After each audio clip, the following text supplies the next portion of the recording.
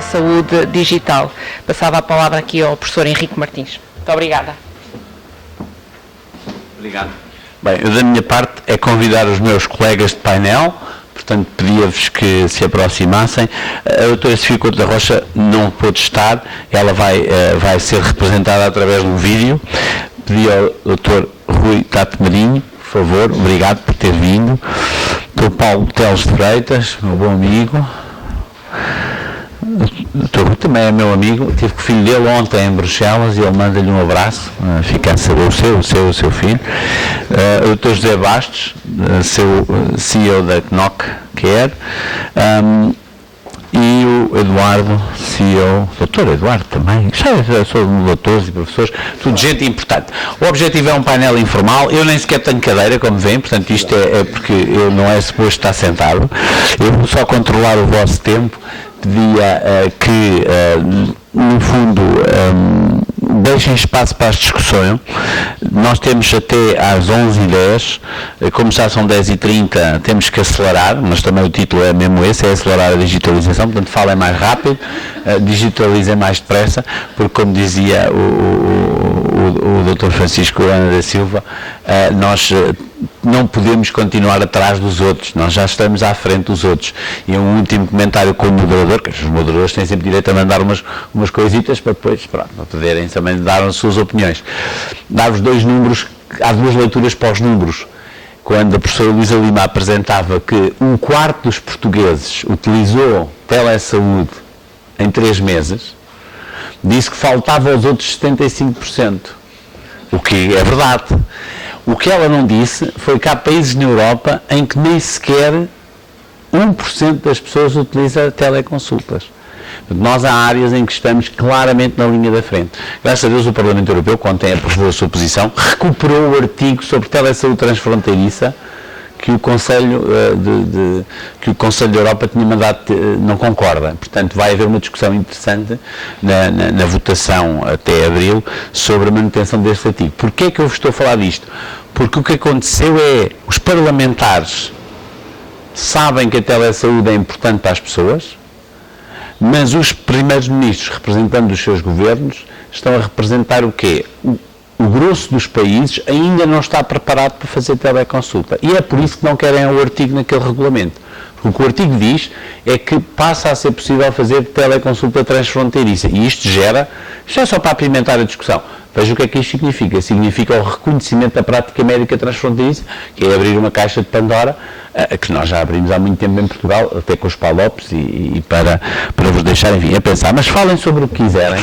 O meu papel é só garantir duas coisas, que se calarão 10 minutos antes, para termos a certeza que a audiência tem a oportunidade para as perguntas, e portanto eu vou-me sentar ali, que assim controlo-vos da linha da frente. A ordem pode ser a ordem do programa, mas vamos começar com o vídeo da Sofia, que eu vos convido a verem, e depois então podemos voltar, só para saem e entram, isto faz tudo parte, já pode promover o desporto, o exercício físico, está cá a direção executiva e já sabem que isto está-se mesmo a ver qualquer dia, as máquinas de vending, não vai ser só no SNS, vão tirá-las também das universidades, que isso então aí é que eu tenho que mudar para outro sítio, porque eu sei máquinas de vending.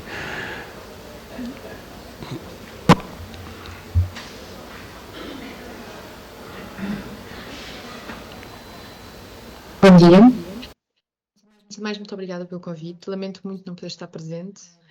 Me agradeço, claro, terem-me dado esta oportunidade de poder partilhar algumas ideias em formato de vídeo. Realmente a tecnologia hoje faz-nos milagres e faz-nos poder estar em todo lado. Não vos vou tirar muito tempo, até porque acho que a parte mais importante e mais interessante será os meus colegas de painel a discutirem sobre um tema tão estimulante como este, mas realmente gostaria de deixar aqui algumas palavras sobre como é que a inovação está a acelerar a transformação na saúde e como é que a própria saúde pode acelerar a implementação de inovação. Eu acho que há dois aspectos que muitas vezes estão na base de tudo aquilo que corre bem ou que não corre tão bem, que é o caso da cultura da organização e da própria estratégia, e são algo que podem inviabilizar ou estimular muito uma implementação ou uma perspectiva muito mais inovadora da saúde, ou o contrário, não é? É verdade que uma organização de saúde bastante madura tem que ter uma capacidade de adaptação aos desafios externos relativamente rápida. Nós vimos e vivemos, aliás, todos nós, isto durante o período Covid, que promove, claro, uma transformação, mas normalmente isto só acontece quando chega a um grau de maturidade já relativamente acima da média, e mais do que isto, só quando esta transformação já é uma base, ou seja, nós já somos uma organização reativa àquilo que vai passando no exterior, é que acaba por estar pronta para incorporar o que nós pensamos ou vemos mais como uma inovação ou como uma transformação mais proativa. E aí é que eu acho que nós temos que ser mais claros na avaliação das organizações onde estamos e dos contextos em que vivemos, porque são, por vezes, esses que nos permitem, são realmente sempre esses que nos permitem ou não promover então determinadas iniciativas. Esse grau de maturidade para a inovação é muitas vezes associado àquilo que nós, obviamente, nos dias a dia vamos vivendo, que é a forma como todos aqueles que são parte da organização vivem e olham para tudo o que é fazer diferente, não é? E eu vou simplificar aqui um bocadinho o tema, mas é verdade, é fazer algo de forma diferente, não necessariamente melhor. Muitas vezes nós sabemos que objetivamente será sempre melhor, mas temos que testar, temos que ir iterando. Mas há uma forma muito fácil de nós avaliarmos se realmente a organização é ou não inovadora, que é ver quanto é que reinveste ou quanto é que investe em inovação. O mais frequente que nós temos no nosso país é não só neste setor da saúde, mas em vários, é realmente termos organizações muito reativas na inovação, não é? Ou seja, há um estímulo externo, há um estímulo de competição, há um estímulo até interno de uma necessidade, por exemplo, de aplicação de uma lei ou de uma recomendação de boas práticas, e acaba-se por gerar vários projetos ao redor. O que nem sempre ou melhor, não é efetivamente um carimbo ou uma identidade de uma organização inovadora. Em todas as áreas também é muito frequente nós associarmos a inovação muitas vezes à transformação digital ou à forma como a tecnologia é ou não aplicada e termos aquela tendência sistemática de determinado tema, é hype ou é uma buzzword ou é uma área que está a dar realmente muito benefício noutro setor e temos aquela tendência de replicar, não é? E portanto é algo que também tem que ser muito bem avaliado porque claro, é mais fácil acompanhar aqueles que estão a trabalhar todos os dias nesta área com algo muito alinhado com o propósito do que propriamente o contrário. E aqui, o tema do propósito, eu acho que é impossível não falar dele, porque nós sabemos que todos os profissionais de saúde têm um tema de propósito muito claro, não é? É muito fácil associar tudo aquilo que é feito no dia-a-dia na saúde com um propósito que vem muito dentro, portanto, todas as decisões, sejam top-down ou bottom-up, têm muito mais facilidade em terem um alinhamento e uma adoção muito maior se estiverem com um propósito muito claro, ou seja, mudar, melhorar ou promover qualquer disrupção acaba por ser muito mais bem aceito desta forma. E para terminar esta parte tão direta, não é? É realmente nós termos aqueles que lideram os processos e saberem o que é que estão a fazer e a vivê-los no dia-a-dia. Que muitas vezes é difícil nós termos profissionais de áreas muito diferentes sentados à volta de uma mesa, digital ou presencialmente, e que acabam por ter que discutir, querem eles ou queremos nós muitas vezes, exatamente o mesmo tema, mas como os backgrounds são diferentes, o nível de conhecimento é diferente, há aquele síndrome do qual eu adoro falar, do Dunning-Kruger, não é? Em que acabamos por perceber que depois o outcome não é o mesmo, porque o nível de conhecimento realmente difere muito. E portanto aqui, um tema muito terreno, mas é preciso ter equipas muito transversais e com uma abertura muito grande para entender o que é que precisam de mudar, o que é que precisam de aceitar, o que é que precisam de confiar e por aí fora. Em relação à experiência que temos na Lusíadas, desde há 3 anos começámos a criar processos diferentes, muito mais associados a todo este circuito da inovação, a ter diferentes prioridades também nesta imensidão de oportunidades que nós vivemos hoje em dia. Às vezes o difícil, não é? É escolher por onde começar, qual é aquele que gera mais benefício para aquilo que é a estratégia atual. Depois, a metodologia, como é que nós no mundo de um business as usual, de um dia-a-dia já atarefado e muitas vezes muito reativo àquilo que é preciso no exterior da organização, temos que englobar. E claro que quando vemos alguns dos projetos que são levados a cabo por equipas que já estão esticadinhas e que ainda acrescentam mais uma iniciativa, às vezes disruptiva, difícil, diferente daquilo que já tínhamos feito, claro que ficámos muito satisfeitos quando nos últimos anos temos recebido alguns reconhecimentos externos, nacionais e internacionais, em que nós percebemos que realmente é possível fazer muito mais, muito melhor e de uma forma bastante desafiadora. Foi interessante perceber também que algumas desses reconhecimentos vinham como responsabilidade corporativa, como inovação, como transformação digital, e realmente nota-se que as equipas acabam por ganhar um estímulo extra para quando vem um novo desafio abarcarem. Acho que ainda falta muito neste setor mais investimento em inovação. Ainda não é claro em Portugal que a inovação nos traz realmente muito benefício, apesar de conseguirmos fazer fantásticos business cases em cima e outras vezes em retrospectiva. Também há um tema de uma maior capacidade de cultura transversal entre unidades público-privadas, nomeadamente nesta era dos dados em que vivemos, porque se nós formos olhar só para os dados e só para a informação de uma pequena unidade ou de um pequeno grupo de unidades, por maior que seja, acaba por ser insuficiente e acaba por nos criar viés pouco benéficos. E, portanto, aqui, para a inovação ser muito mais massiva, acho que tem que haver uma cultura de partilha também muito maior. E com isto, obviamente, a cultura de partilha e muitas vezes a ampliação dessa cultura de partilha só existe se houver investimento muito mais transversal e muito mais colaborativo, ou seja, todas as unidades e laboratórios colaborativos, eu acho que são iniciativas muito boas, porque nos põem a todos no mesmo caminho e acabamos por diluir muitas vezes esse investimento massivo, seja em literacia, seja em tecnologia, seja até mesmo em criar metodologias e formas de avaliação.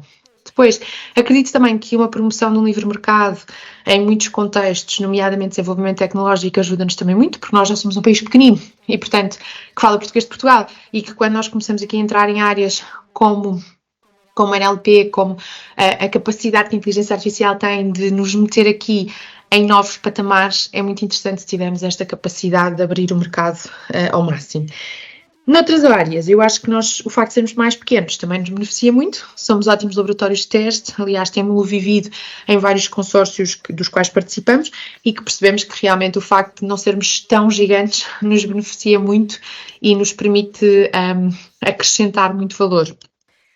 Além disso, também por sermos ambientes mais controlados, ou por termos ambientes mais controlados, conseguimos também medir outcomes de uma forma mais concreta e conseguimos com isso muitas vezes fazer estudos interessantes de custo-benefício, que eu acho que nestas áreas também são muito importantes, mais do que pensarmos em barómetros de inovação, talvez assim de uma forma muito mais imediata, se a conseguirmos medir o impacto que ela tem, tanto no ecossistema da própria organização de saúde, como na própria saúde como um todo, acabam por nos beneficiar muito. Não vos quero tirar mais tempo. Obrigada por esta oportunidade. Teria um imenso gosto de estar presente convosco. Não pode ser desta vez. Fica para a próxima, espero eu. E tenham um ótimo dia. Convidava-vos então a voltarem ao painel. Fui mais generoso com a Sofia porque ela não tem direito a responder a perguntas. Pensei que ela tem 2 minutos extra. E então voltava a convidar os meus colegas para o painel, aqui para a mesa.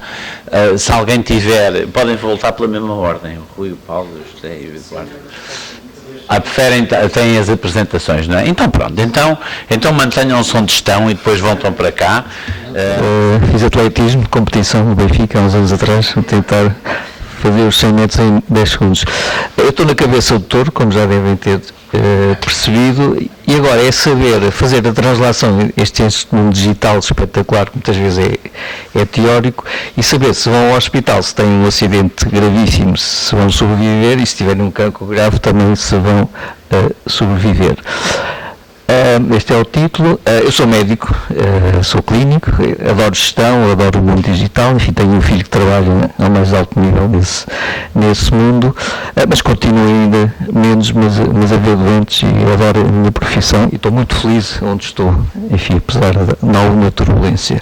O Hospital Santa Maria é o maior hospital do país neste momento, é o dito porta-aviões, está aberto a qualquer hora, que é uma riqueza muito grande.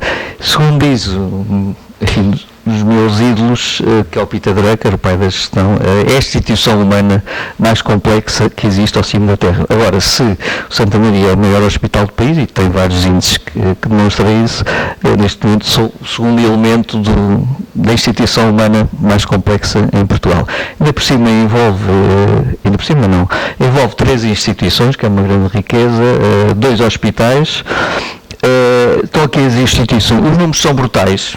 Estamos a falar aqui em data lake, enfim, esses números todos muito tecnológicos, os números são brutais. Nós trabalhamos aqui 10 mil pessoas, para que nada falhe, 45 especialidades médicas, todas elas muito diferentes, umas que lidam com morte, outras não, 20 subespecialidades, temos 45 serviços ou setores certificados de qualidade, temos uma responsabilidade social muito grande, porque se formam aqui, andam por lá 2.200 futuros médicos que nós queremos reter no SNS. Isto é só o organigrama geral, portanto, multipliquem isto por mais 50 organigramas e vejam a complexidade do que é esta estrutura e cada vez a fazer coisas novas e modernas.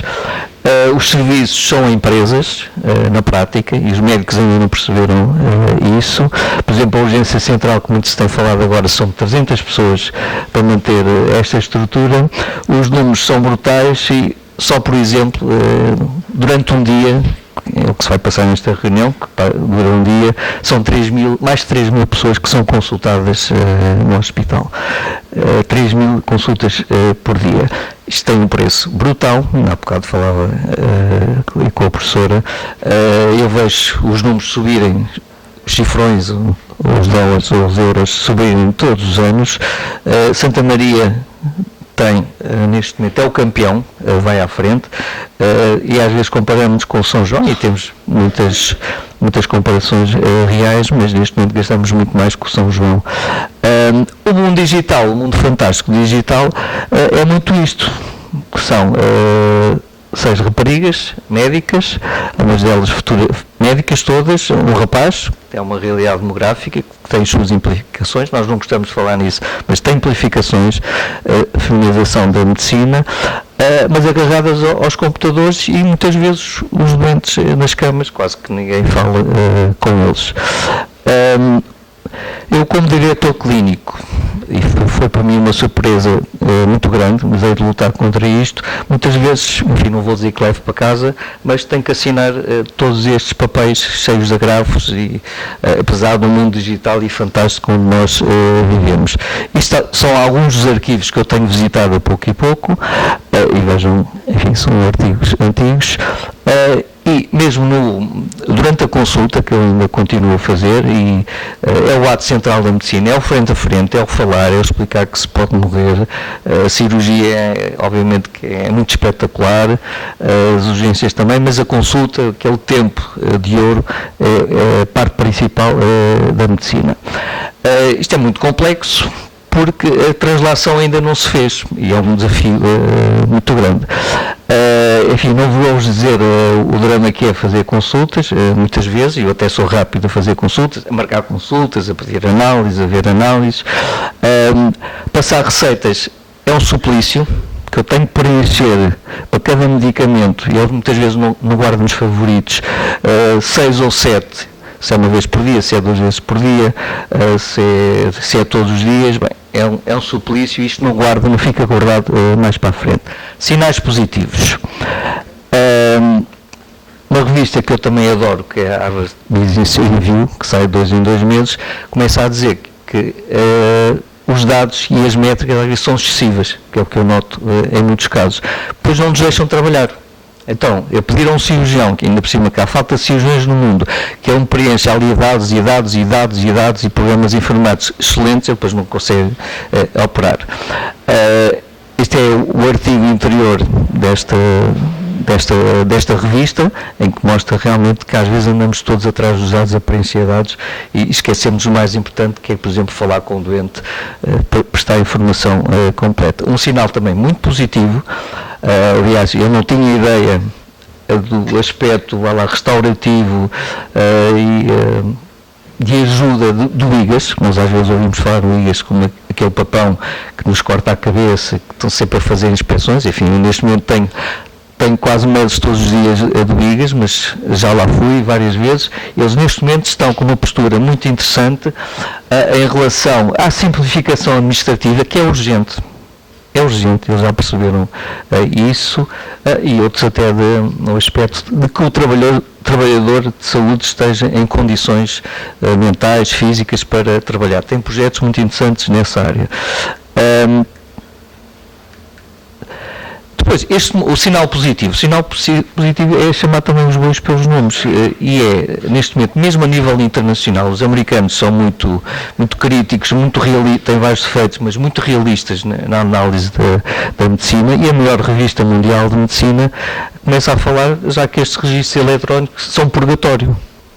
Quer dizer, que são títulos que me dão muito jeito para fazer estas apresentações e que eu subscrevo integralmente. E mais artigos, por exemplo, Getting Rid of Stupid Stuff, portanto é esta ditadura eletrónica das métricas, depois não conseguimos fazer as consultas, e depois ainda mais que é esta ditadura eletrónica, eu adoro eletrónica, digital, enfim, essas coisas todas, é que é uma fonte de stress e burnout, e os médicos os profissionais de saúde estão em burnout, principalmente os médicos. Nos Estados Unidos, há colegas meus que dizem, isso é uma invenção tua, isso não faz sentido, mas os médicos estão em burnout. Houve 2 suicídios daquelas pessoas que eu conhecia muito bem no último ano. Neste momento o suicídio é a principal causa de morte nos médicos americanos, e eu, por exemplo, tenho 3 cirurgiões, não vou dizer qual é a especialidade, de vários grupos etários em burnout que deixaram de trabalhar, deixaram de operar. Portanto, isto é uma realidade. E esta questão do mundo eletrónico, da exigência eletrónica, o computador que não funciona, é uma fonte de burnout. Outro sinal positivo, as estruturas europeias, há um comitê dos médicos europeus que está a ponto de colocar o dedo na ferida, nomeadamente a proteção, a sustentabilidade do trabalho muito exigente, que é 24 horas, fins de semana, depois os médicos também são os cuidadores da própria família. Se vamos ter mais médicas em medicina, o que é excelente, elas têm que cuidar dos filhos, 2, 3 filhos, e obviamente que os médicos jovens hoje em dia também o fazem. Temos mães, eu tenho uma mãe com 92 anos que tem que ser o cuidador, sou médico dela quase há 30 anos, portanto há aqui alguns aspectos em que este mundo digital pode facilitar e pode agravar. Inclusivamente este comitê fala que estas práticas médicas demasiado administrativas são uma fonte de burnout. Eu já vi um relatório, e dou os parabéns ao IGAS, não sei se está aqui alguém do IGAS, sobre bombas de insulina, que também é uma inovação muito interessante e muito à frente, cada vez mais novas, em que eles recomendam que deixem os médicos ver os doentes. Tem que se arranjar pessoas para tratar dos dados, os data managers, o data entering, e deixem os médicos fazer aquilo que só eles fazem, que é ver os doentes. Como estava a falar do meu filho, ele trabalha nesta empresa, a nível europeu, tem uma publicação muito interessante em que diz que um terço dos dados gerados habitualmente vêm da saúde, portanto isto gera imensos dados, é fonte de trabalhos. Agora, puxando a brasa à minha sardinha de médico, os cancros, que é um peso brutal, e podemos falar um bocado sobre os preços dos tratamentos para os cancros, vai aumentar nos próximos anos, portanto cada vez vamos ter mais cancros. E eles acabam por dizer, estes homens digitais, que deixem os médicos ter mais tempo para ver os doentes. Para acabar, a carga da doença a aumentar, tem a ver também com o envelhecimento, que é uma das conquistas do nosso SNS, que é excelente. Os cancros vão aumentar. Na minha área, que sou gastroenterologista, há 3 cancros que aumentam todos os anos: o cancro do pâncreas, que vai ultrapassar o cancro da mama, o cancro do fígado e um chamado colangiocarcinoma, que também aumenta todos os anos 5%.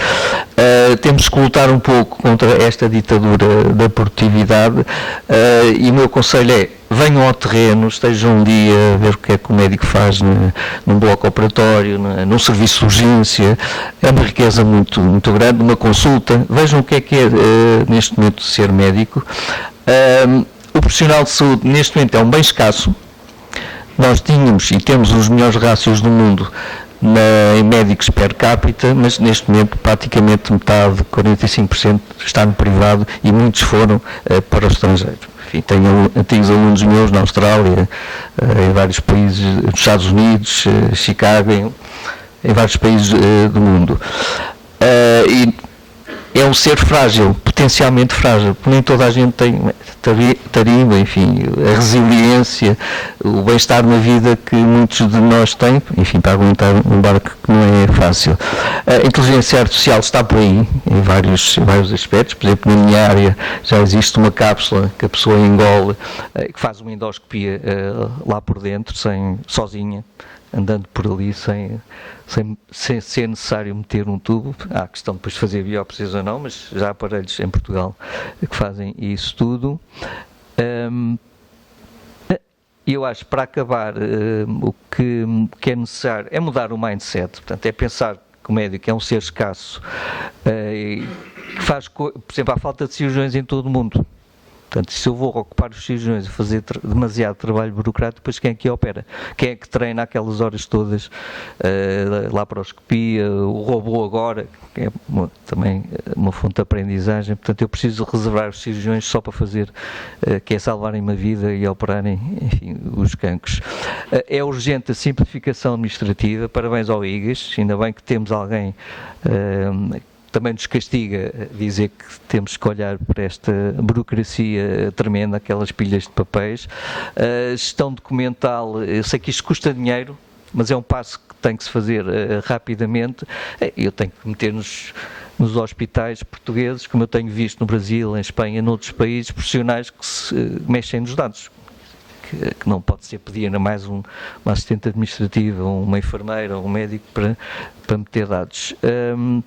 Eu acabo com uma leitura, eu gosto imenso de ler, e como sabem, há livros que nos marcam para toda a vida. Este livro marcou-me há 12 anos, quando eu comprei, realmente para toda a vida, que diz Taming the Beloved Beast, como é que os custos da tecnologia médica estão a destruir o SNS. Eu não estou a dizer que estão a destruir, mas é um alerta à navegação. E agora, enfim, na posição que tenho que assinar autorizações de medicamentos, que tem sido badalado na opinião pública, ainda ontem me chegou um medicamento que custa 2.700.000 euros, que não é das gêmeas brasileiras.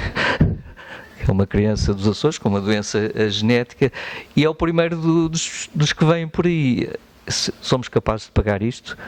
Eu todos os dias assino 200.000 euros, 290.000 euros. O Hospital de Santa Maria neste momento está a gastar 700.000 euros por dia em medicação. Portanto, a tecnologia é fantástica, o mundo digital muitas vezes desumaniza, mas é cara. E vamos ter que chegar aqui a um ponto, se vamos conseguir continuar a pagar tudo para todos, como o país sempre se habituou durante muitos anos, como por exemplo ter a urgência aberta, que não se passa na Bélgica, 24 horas, toda a gente pode lá ir, mesmo que não tenha uma situação urgente, e felizmente hoje já há uns sinais de vontade política, tinha que ser feita, devia ter sido feita há 20 anos, de impedir o acesso à urgência. Isto não pode ser num supermercado de saúde, que é muito caro. Muito obrigado, não sei se cumpri o tempo. Ora, obrigado pelo convite, cumprimento os colegas de mesa. O que me pediram para fazer foi acelerar a digitalização e ver quais são os fatores-chave. Eu sou médico também como o Rui, e portanto temos este defeito. O que eu vou, felizmente, tenho uma abordagem diferente do problema que o Rui tem, assim, que é muito complementar. Obviamente a gente vende sempre os nossos hospitais. O Fernando da Fonseca é um grande edifício, também está muito implantado, tem 804 camas e tem esta complexidade toda, mas o que é importante é que tem 1.700 postos de trabalho e é previsível que cresça mais 300 postos de trabalho no Fernando da Fonseca. Eu fui convidado para voltar à direção do hospital em julho e portanto, reparei-me ao fim de 3 anos com uma realidade diferente, apesar da fotografia ser muito bonita e ser convidativo trabalhar no Fernando da Fonseca. Neste momento, obviamente, temos faltas de pessoal e temos a maior urgência da Zona Sul do país, porque temos 2 serviços de urgência, um médico-cirúrgico e um básico, e depois a obstetrícia e a pediatria. E muitos funcionários, temos no total, isto são o número à data de ontem, fui buscar os números, 3.316 colaboradores e temos 424 que eu chamei outros profissionais. Mas nós não estamos isolados no hospital, nós já há muitos anos estamos ligados aos centros de saúde, portanto toda a psiquiatria é uma psiquiatria comunitária, portanto o hospital que está ali está ligado aos centros de saúde, onde faz consultas de psiquiatria, de gastroenterologia, de cardiologia, chamadas consultas descentralizadas. Portanto, os sistemas de informação do Fernando da Fonseca estão ligados já a estes centros de saúde. E depois, este slide, não sei se é do Carlos, se é do Henrique ou se é dos dois, nós fomos os pais desta coisa que é o Cernarompa Lincoln, onde se foram pendurando esta flor de aplicações e, portanto, 400.000 mensagens por dia em HL7 e temos 1.142.740 processos clínicos ativos, à data de ontem, de perto de 100 nacionalidades diferentes. E, portanto, esta é a realidade do Fernando da Fonseca. E disseram-me, olha, não te preocupes, porque vais ter um novo hospital em Sintra.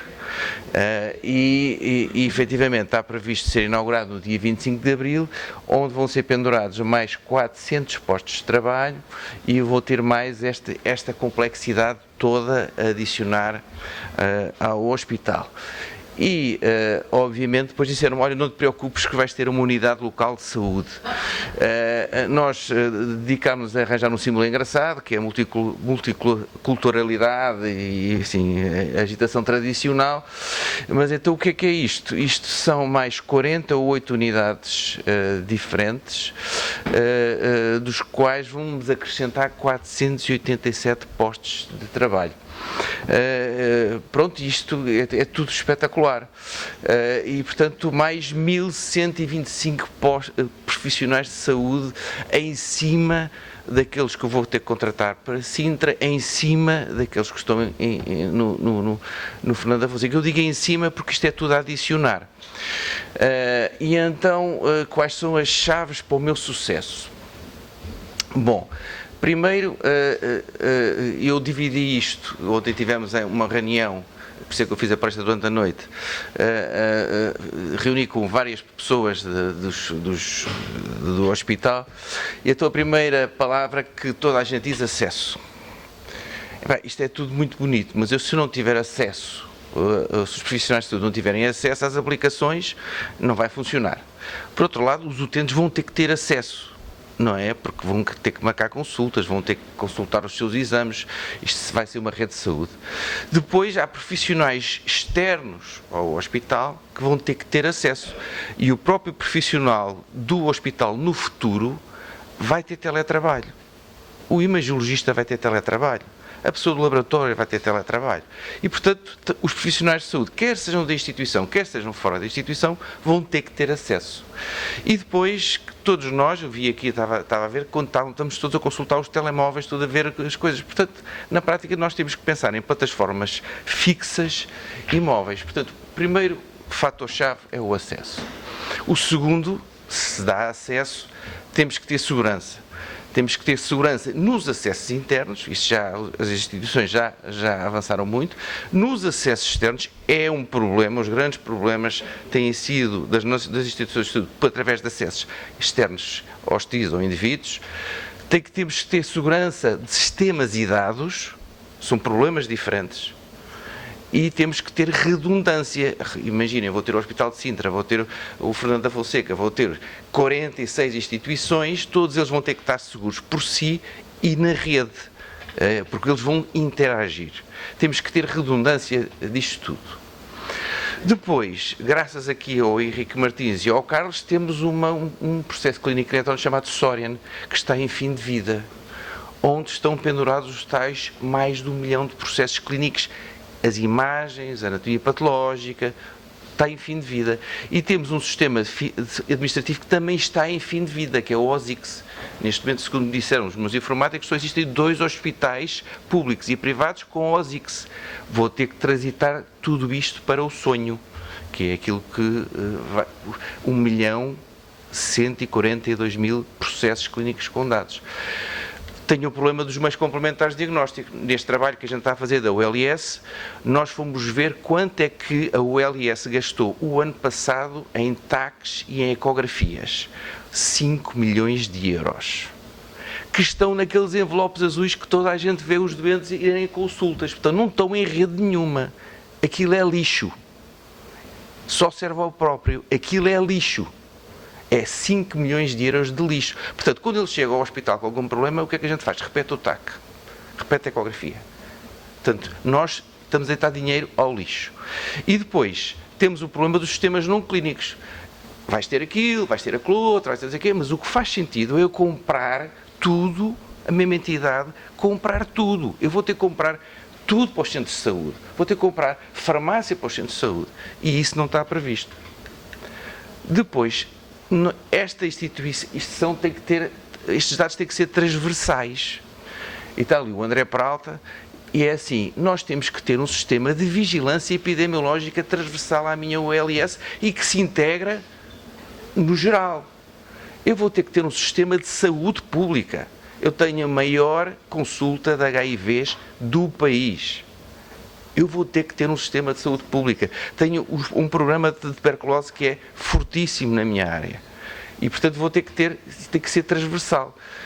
A saúde materno-infantil é o outro problema que eu tenho. É uma zona do país onde a taxa de mortalidade infantil está a aumentar. Eu tenho que saber porquê. E tenho que ter programas de doenças crónicas. Eu juntei os meus médicos todos, vamos lá fazer o programa da diabetes. Juntámos com os ACES e agora isto tem que ser transversal. Toda a gente vai ter que consultar este programa. Depois fala-se muito da telemedicina. Eu sou um adepto e já tenho muito trabalho feito em telemedicina, mas nós temos que passar a fazer consultas de doença aguda e doença crónica por telemedicina. Temos a consultadoria, que é o Alert P1, não fazendo publicidade, tem que parar. Quer dizer, 30% dos processos são recusados por especialistas, não têm indicação para ir à consulta. Portanto, a referenciação tem que ser cara a cara, médico a médico. Tem que se abrir períodos para este tipo de atividade. Temos que ter consultas multidisciplinares. Não necessariamente, agora neste momento, por exemplo, há 2 cirurgiões cardíacos hoje que estão no Fernando da Fonseca a discutir casos com o meu serviço de cardiologia. Porquê? Eles não veem o doente, eles estão a discutir o processo, porque é que não fazem isto pela net? E, obviamente, a formação também pode ser por tele. Esta história de juntar, se eu for juntar aqueles funcionários todos num auditório, tenho que ir para o pavilhão Atlântico. Infraestrutura. O hardware é insuficiente, o software tem que haver uma uniformização, tem que haver pensamento dentro do LS e conjugado com o que existe a nível central. E as redes institucional e interinstitucional não vão aguentar. Assim, a infraestrutura que eu tenho atualmente não aguenta isto. E, portanto, temos que pensar o que é que vamos fazer. Depois, recursos humanos.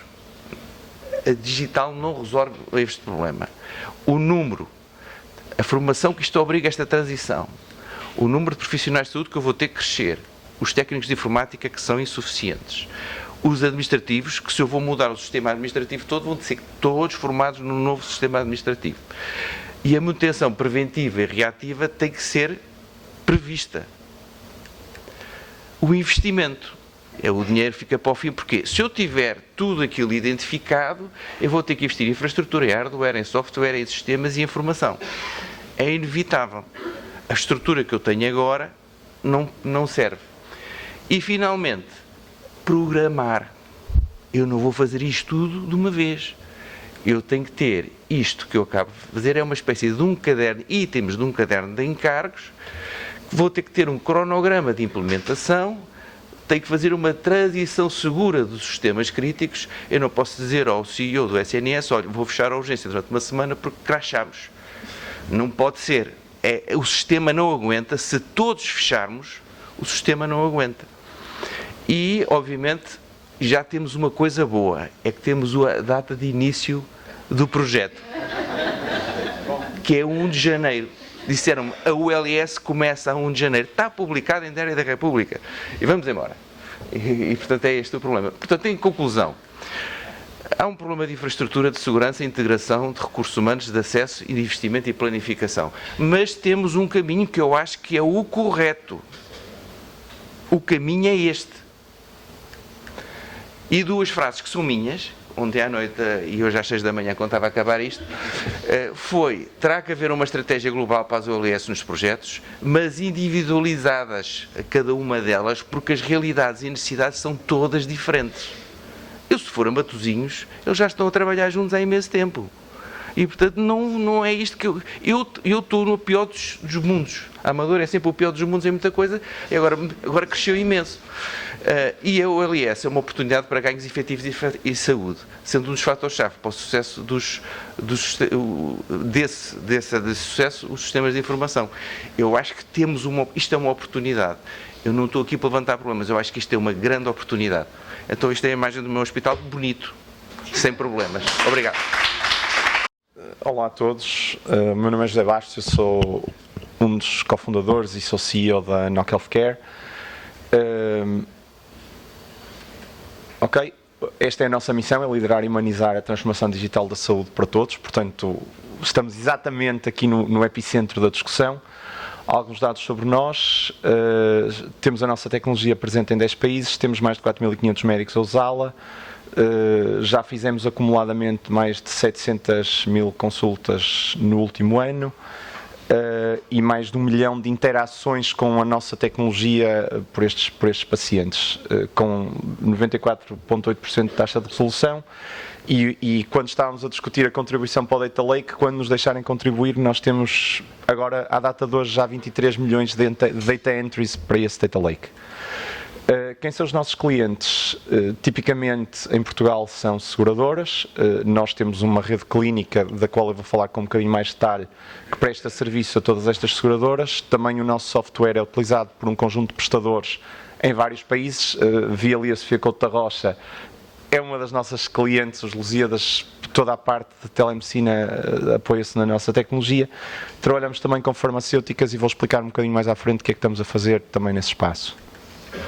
Sobre a nossa operação portuguesa, nós somos o líder destacado de videoconsultas e de medicina digital em Portugal.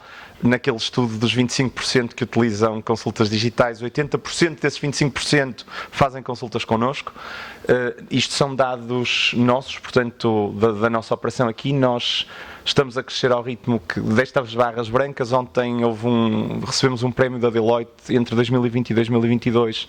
Fomos a terceira empresa que cresceu mais em Portugal e em 2023 acho que somos capazes de conseguir subir no ranking.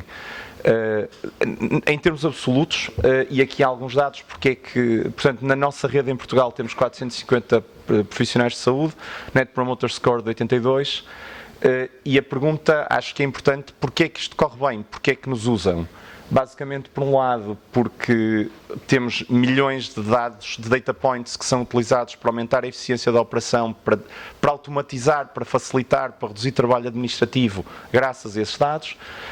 Conseguimos, graças a isto, gerar poupanças mesmo importantes para os pagadores e, portanto, aqui, ao pagador cá de Portugal, estamos cá para ajudar porque conseguimos fazer isso a pagadores privados e, da mesma maneira, temos uma capacidade muito grande de dar um ótimo serviço a clientes porque, fruto da nossa escala, nós neste momento em Portugal, este ano a nossa previsão é fazer mais ou menos 300 mil consultas, portanto uma média diária de 800 consultas. Nesta altura, que obviamente é uma altura mais de pico, nós estamos a fazer 1.300, 1.400. E eu vi os dados de Santa Maria e de facto sinto muito orgulho com ter 1.400 consultas com uma empresa diárias, com uma empresa que só faz saúde digital. O que é que nós temos? Nós basicamente temos um conjunto, temos uma plataforma que é toda integrada, que é exatamente o ponto. Os dados são úteis se comunicarem, se forem acessíveis por todos os players do nosso ecossistema e, portanto, temos capacidade de fazer outreach à população, de captar dados, de pedir informação, de partilhar informação. Temos capacidade de preparar operacionalmente uma consulta para otimizar o tempo dos médicos, para sistematizar a informação que é prestada aos profissionais de saúde. Temos capacidade de ler parâmetros vitais e fazer triagem com inteligência artificial em preparação da consulta para orientar os pacientes para o sítio certo. Depois, obviamente, a consulta é a coisa que, em termos tecnológicos, é menos excitante, é só gente a falar com gente em vídeo. E depois temos no pós-consulta a capacidade de fazer acompanhamento automático e digital de pacientes através da criação de jornadas de acompanhamento de pacientes em doenças crónicas ou em períodos prolongados. Temos desde jornadas para pessoas com coisas tipo diabetes ou doença cardiovascular, cancro da próstata, gestão de grávidas que não são que são condições prolongadas, mas que obviamente muito diferentes, mas recolhemos estes dados todos que obviamente alimentamos no nosso sistema para o tornar cada vez mais eficiente. Isto são alguns números nossos, obviamente não são individuais, são cumulativos, porque a mesma pessoa pode precisar de uma renovação de receita e de ter uma amigdalite, mas não deixa de ser muito interessante, novamente, quando estamos aqui a partilhar a escala daquilo que nós estamos a fazer cá em Portugal, e não podemos nunca subestimar o poder dos dados que nós recolhemos e da capacidade que temos de os gerir e de os otimizar e de os aplicar na otimização da nossa operação. Isto tem tido muito sucesso. O Covid é sempre a referência da saúde digital e, portanto, eu pus aqui com 2 seguradoras que são nossas clientes as taxas de utilização desde Covid e estamos aqui a ver níveis de crescimento fortíssimos e posso garantir-vos que o segundo semestre de 2023 em ambas vai ser mais forte do que os dados que temos aqui. Usando, por exemplo, este acompanhamento de pacientes crónicos na área da saúde mental, temos aqui dados, novamente, potentíssimos, mais de 31 mil consultas feitas só em 2023, com melhoria da ordem dos 60% nos doentes que sofrem de depressão severa, diminuição de 10% nos scores de ansiedade, diminuição de 20% na exaustão emocional e no burnout e diminuição de 15% na prevalência de insónia. Novamente, nós não achamos isto, nós quantificamos isto, nós medimos isto, nós acompanhamos esta evolução. E temos também visibilidade de quais são as principais condições que as pessoas hoje continuam a ter e, portanto, quais são os pontos em que temos que agir no futuro para continuar a ajudar os nossos pacientes. Perda de peso é uma das áreas em que trabalhamos com Pharma, eles percebem muito mais disto do que nós, ajudam-nos a desenhar programas, isto é uma coisa que começou há muito pouco tempo, já começamos a ter resultados promissores, mas aqui sobretudo queria dar a nota de que trabalhamos em muitos espaços e que a nossa tecnologia de facto é muito eficaz a melhorar um conjunto de condições e nomeadamente na continuidade de cuidados, porque nós falamos muito de dados, mas é preciso a continuidade, é tão importante a continuidade como os dados. E agora só o último slide para deixar um bocadinho de inspiração. Há um bocado o André estava a perguntar quem é que usa o ChatGPT pago, nós usamos o Bard e usamos o MedPalm. Temos uma excelente relação com a Google que nos está a ajudar a usar modelos preditivos, a utilizar a AI para otimizar o trabalho dos médicos. Há uma coisa que eu acho que é uma coisa muito importante quando falamos de inteligência artificial e de dados em saúde, que é, a inteligência artificial não é uma silver bullet, não é dizer, ei, vou inventar não sei o que e vai mudar tudo, isso não é verdade. O que é verdade é que a inteligência artificial tem que ser como a eletrificação. A eletricidade havia há 120 anos atrás, não estava em sítio nenhum, hoje está em todos os sítios e nós não discutimos que há luz aqui ou que há eletricidade ali, está lá. Nós temos que passar por um período que eu acho que devemos lhe chamar a inteligenticidade, como houve a eletrificação, isto vai ser a inteligentificação dos sistemas. Temos dados, temos ferramentas de inteligência artificial, elas estão embebidas nas ferramentas que as pessoas usam, só que são muito melhores do que as outras porque usam inteligência artificial e porque conseguem fazer coisas incríveis. Eu dou-vos um exemplo, ainda não está live, mas é um teste que estamos a fazer. Sumarização da história clínica de um paciente utilizando inteligência artificial. Nós temos imensos registros clínicos, temos registros clínicos eletrónicos, tudo. um paciente que utiliza NOC recorrentemente pode ter 15 registros clínicos lá. E hoje um médico tem que os visitar para perceber o que é que se passa. E o que nós estamos a fazer é pegar nestas ferramentas, como digo, não no ChatGPT, no da Google, a injetar dados, a processar dados e a dizer assim, vamos transformar esta história clínica em 3 parágrafos. E 15 registros clínicos em 3 parágrafos é uma coisa que todos os médicos, quando fizerem uma consulta, conseguem ler. 15 registros clínicos, nenhum médico consegue ler. 15 registros clínicos em papel não existem. E, portanto, este é um bocadinho o desafio. E acho que portanto, eu deixo-vos por um lado com um slide inspiracional, mas por outro lado com um alerta muito concreto, que é a maneira de pensar não é a silver bullet, a maneira de pensar é vamos introduzir pequenas coisas em tudo e quando tivermos muitos poucos, vamos concluir que muitos poucos fazem muito. E é dessa maneira que nós vamos continuar a ter uma solução que vai estar ainda mais à frente daqui a 6 meses do que aquilo que está hoje. Obrigado.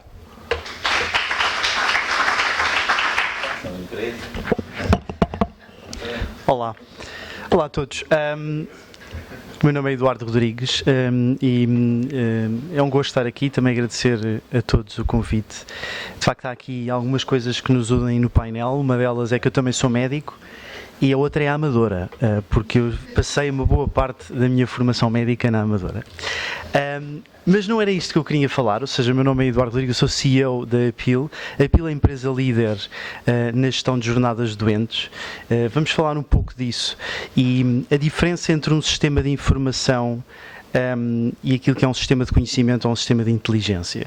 E esta é a minha primeira proposta, porque eu sei que o nome da associação inclui a palavra informação, mas eu não queria deixar de reforçar a importância daquilo que o professor Tato Marinho mencionou, que é de facto esta ideia de que os sistemas informáticos são apenas sistemas de informação, leva a uma carga absolutamente brutal de trabalho para os profissionais, simplesmente transformarem dados que anteriormente estavam no formato físico, num formato novo, agora digital, com muito pouca utilidade para o seu dia-a-dia.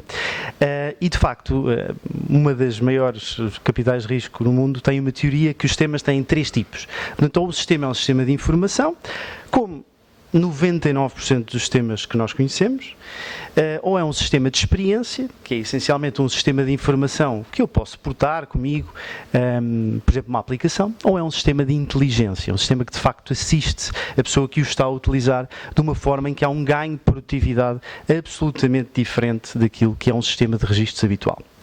E porquê é que isto é importante? Porquê é que esta diferença é importante? Porquê é que é importante sabermos distinguir o trigo do joio? Porque o sistema de saúde está a colapsar.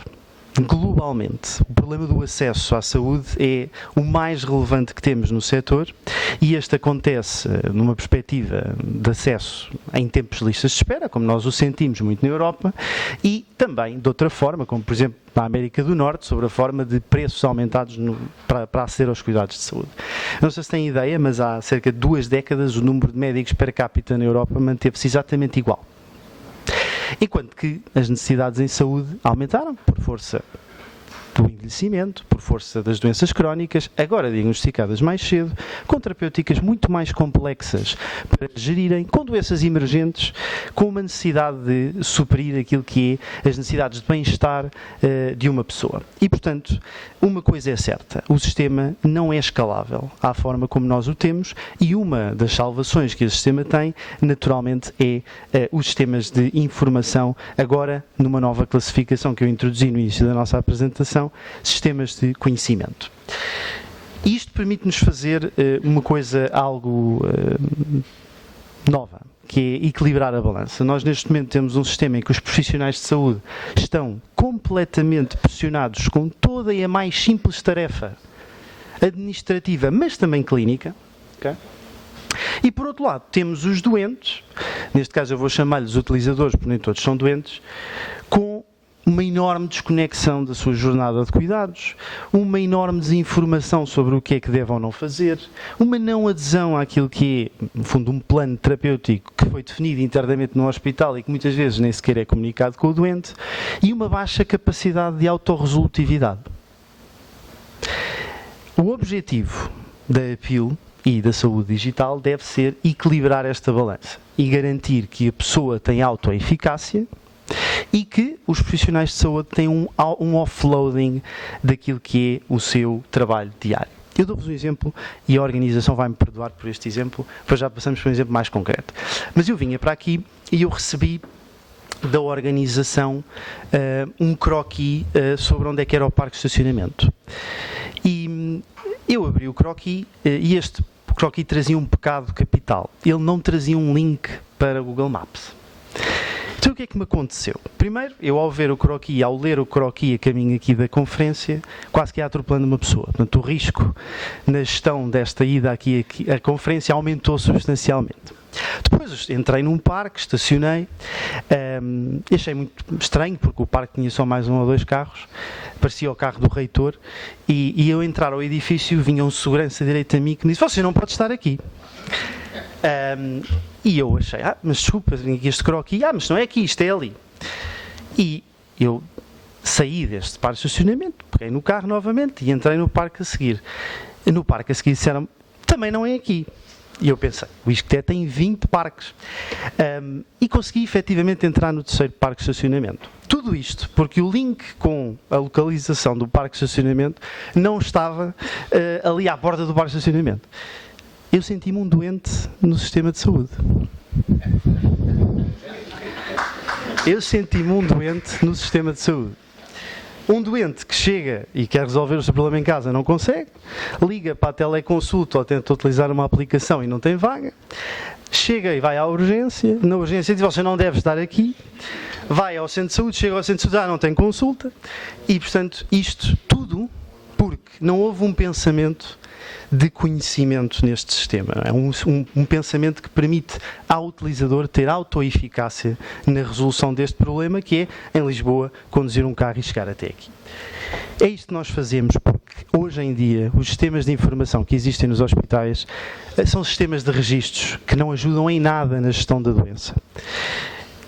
E, por isso, o papel da APIL num hospital é desenhar percursos muito claros e concretos para um doente com um determinado diagnóstico, um determinado tratamento, um determinado prognóstico, e garantir que há um rastreamento deste doente ao longo deste percurso de cuidados, garantindo que este percurso de cuidados é automatizado e que há uma eficácia na resolução do problema pelo próprio hospital também. A APIL está presente em todos os departamentos que um hospital tem, à semelhança do número de parques de estacionamento que o Isqueté tem. Um hospital tem também muitos departamentos, com métricas de eficiência e efetividade, que são as que importam, de redução de rehospitalização em 10%, de 2 vezes aumento de capacidade da mesma equipa clínica a seguir 2 vezes mais doentes, atenção, no âmbito cirúrgico, de um número aumentado de redução do tempo até a diagnóstico oncológico e decisão terapêutica disciplinar, simplesmente por termos um sistema de conhecimento que auxilia a gestão de um doente ao longo da sua jornada de cuidados e que está totalmente integrado com os sistemas intra-hospitalares. Temos o prazer de ter como clientes os principais, na verdade, a grande maioria dos hospitais em Portugal. E isto funciona porque funciona para toda a gente. Não funciona só para uns, não funciona só para quem paga, não funciona só para quem usa, nem funciona só para quem tem que usar obrigatoriamente. Funciona para os doentes, porque os doentes têm um acesso mais facilitado aos cuidados. Funciona para os médicos, poupam muito tempo no seu dia-a-dia, ao ter um sistema de conhecimento que os ajuda a decidir e que põe os doentes que estão bem em piloto automático. E funciona para quem tem que decidir a opção de compra, porque o retorno do investimento é 5 vezes superior àquilo que é o custo da plataforma. Estas apresentações costumam sempre ser muito teóricas e eu achei que a forma mais clara de mostrar como é que esta visão de sistemas de conhecimento, que está totalmente alicerçada naquilo que também é a visão que o Francisco falou para o sistema de saúde, pode ser de facto concretizada e que é real. E portanto eu trago aqui um vídeo muito curto daquilo que é a experiência de um hospital ULS na utilização de um sistema de conhecimento como o da APIL na gestão dos seus percursos integrados de cuidados.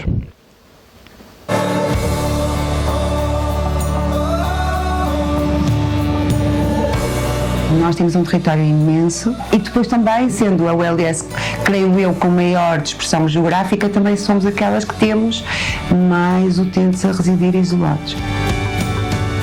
O meu nome é Luís da Conceição Espada, tenho 78 anos. Tive um infarto miocárdio em 2008 e a partir daí passei a ter insuficiência cardíaca. A doença crónica evolui por episódios de descompensação recorrentes e com uma característica muito específica. Quando a pessoa tem uma descompensação, mesmo que melhore, não volta ao patamar inicial. Portanto, o foco para gerir estes doentes é essencialmente prevenir as descompensações. Para isto acontecer, é preciso reorganizar os cuidados. Assenta em 3 pontos. Primeiro ponto, haver um mecanismo de identificação precoce de que vai haver uma descompensação. Depois, acesso rápido dessa pessoa aos cuidados que necessitar. E depois, coordenação entre as várias tipologias de cuidados. Esta jornada automática permite que o doente possa ser inserido no percurso ou então ativado nessa fase. E ficando ativo no percurso, é visível em cada contexto em que o doente está, por qualquer médico que acede a esta plataforma. Podemos saber o que é que se passa com o doente naquele momento. Isto porque é que é muito importante? Porque permite 3 aspectos fundamentais. Primeiro, partilha de informação. Depois temos um mecanismo de apoio à decisão clínica. E depois temos um mecanismo de automação e de alarmística que permite que o doente esteja sempre no radar. A automação é mesmo o que nós precisamos para o nosso trabalho, porque permite-nos saber os doentes que estão mal e precisam de serem cuidados, mas também termos a segurança de que os doentes que não precisam estão bem. Nós queremos que a nossa população, a população que servimos, sinta os seus 5.300 quilómetros, da mesma forma que sente a população de Matosinhos, em que a unidade de cuidados de saúde primários mais distante do hospital fica a cerca de 16 quilómetros e tem metro à porta. Eu recebo via telefone, que é o questionário, tenho respondido e a partir daí sinto-me mais acompanhado, sinto-me mais confiante. O facto de termos acesso aos alertas automáticos que resultam das respostas dos doentes ou cuidadores ao questionário de sinais e sintomas aplicado pela assistente virtual permite-nos antecipar descompensações e potenciais idas ao serviço de urgência ou até internamento. No outro dia um colega que está num dos grupos dizia que um dos utentes que é seguido dizia: a senhora é tão simpática, e depois disseram: mas sabe que a senhora é um robô, que é um mecanismo. Eu dizia: sim, mas é muito simpática. Ainda este mês a minha mãe ficou numa situação assim em qual eu comuniquei com a doutora e, no entanto, a doutora, só com os medicamentos que eu tinha em casa, ela falando e a gente pondo a dose certa, a gente temos conta do problema. Para mim foi bom. Anteriormente à existência deste percurso com este formato digital, era impossível nós sabermos, ou o médico de família saber, se aquele doente, que era seguido nos 2 lados, tinha sido internado, o que é que se tinha passado com aquele doente. A intervenção especializada da equipa de ligação, constituída por médicos e enfermeiros, fica rentabilizada nas situações em que realmente existem alertas ativos. Isto permite-nos muito gerir os recursos humanos que são escassos, vai-nos permitir gastar melhor o nosso tempo. Assim, além de termos o doente no radar, o doente pode ter o melhor cuidado, no momento certo e na tipologia de cuidados mais adequada àquela situação e não andar perdido no sistema ou nos serviços de urgência. Acho que percebemos com uma situação muito concreta que quando evoluímos de um sistema de informação para um sistema de conhecimento, ultrapassamos barreiras de adoção, barreiras de integração e barreiras de cumprimento de planos terapêuticos por parte dos doentes. É isto que nós estamos a fazer e é isto que vamos continuar a fazer. Muito obrigado pela vossa atenção.